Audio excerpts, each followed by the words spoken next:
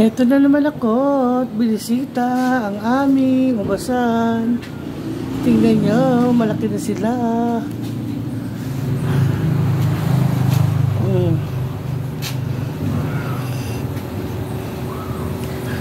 Hindi ako naka-order ng pansabit pang ano pa sa iba eh.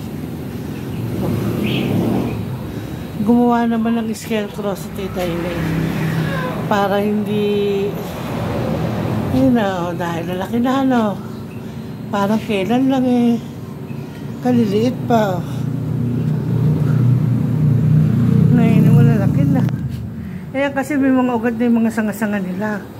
Kaya pag ikinat na yan at nahinog na yung mga bunga, madali na lang magpatubo uli ng sanga.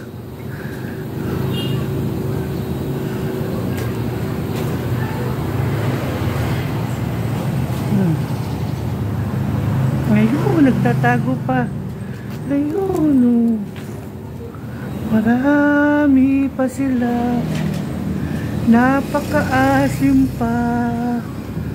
Oh. Meron na sila yung patubuin doon na pasanga. Kaya mga ilang araw na lang. 2 weeks. Ayun, meron na lang may available na ulit.